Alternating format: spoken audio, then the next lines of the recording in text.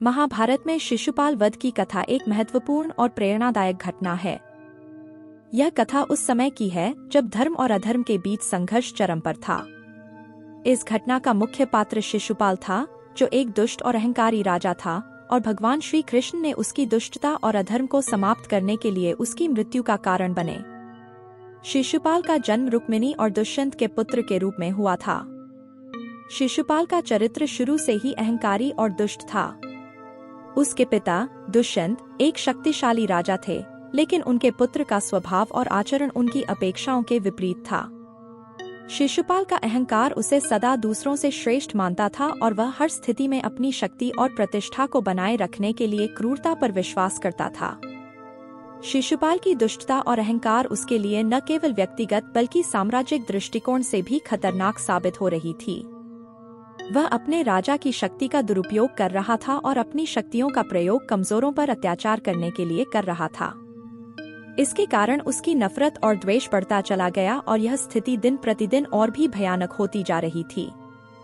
महाभारत के अनुसार युधिष्ठिर ने धर्मराज के रूप में अपने राज्य की शक्तियों को स्थापित करने के लिए एक राजसूय यज्ञ का आयोजन किया। यह यज्ञ उस समय के सबसे महत्वपूर्ण धार्मिक अनुष्ठानों में से एक था। इस यज्ञ के आयोजन से धर्मराज का साम्राज्य और भी मजबूत हुआ और उन्हें और अधिक प्रतिष्ठा प्राप्त हुई। राजसूय यज्ञ का आयोजन करके युधिष्ठिर ने पूरे भारतवर्ष के राजाओं और राज्यों को निमंत्रण भेजा। यह यज्ञ धर्म और न्याय की विजय का प्रतीक था और इसके माध्यम से युधिष्ठिर ने अपने राज्य की प्रतिष्ठा को और अधिक बढ़ाने का प्रयास किया।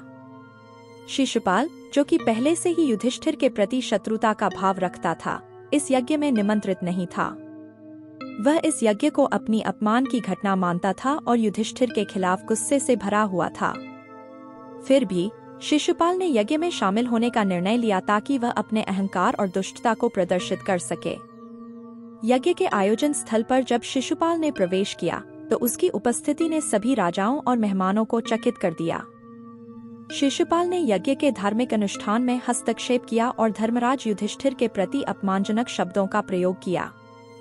उसकी यह करतूत यज्ञ के पवित्रता को बिगाड़ रही थी और धर्मराज युधिष्ठिर और उनके समर्थकों के लिए एक चुनौती बन गई थी। शिशुपाल की अपमानजनक हरकतों के कारण वातावरण में तनाव बढ़ गया।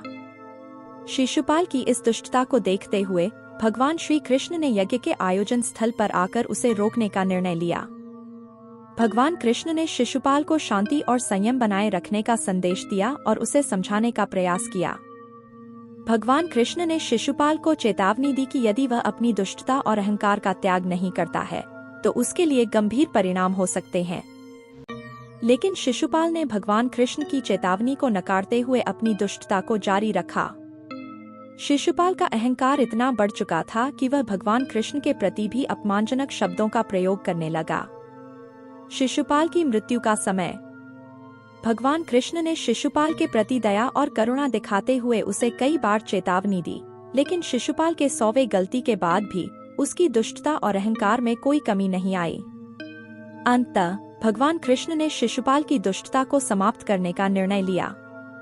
शिशुपाल वध की घटना महाभारत के मुख्य घटनाक्रमों में से एक है। इस घटना से हमें यह सीखने को मिलता है कि अहंकार और दुष्टता का अंत होना अनिवार्य होता है।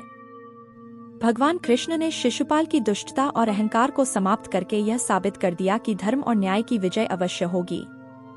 शिशुपाल वध ने धर्मराज युधिष्ठिर के यज्ञ की पवित्रता को सुरक्षित किया और इस घटना ने महाभारत के युद्ध की भूमिका तैयार की। इस घटना ने यह भी प्रमाणित किया कि भगवान कृष्ण हर स्थिति में धर्म की रक्षा करने के लिए तैयार हैं और अधर्म का अंत सुनिश्चित करने के लिए सदैव तत्पर रहते हैं।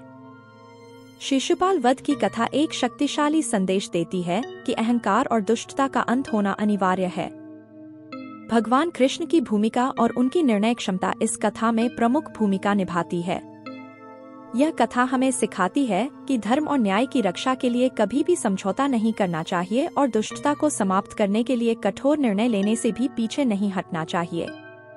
शिशुपाल वध की यह कथा महाभारत की महत्वपूर्ण घटनाओं में से एक है और इसे धार्मिक और नैतिक शिक्षा का एक महत्वपूर्ण स्रोत माना जाता है। तो दोस्तों, आपको ये कहानी कैसे लगी, कमेंट में जरूर बताना। धन्यवाद।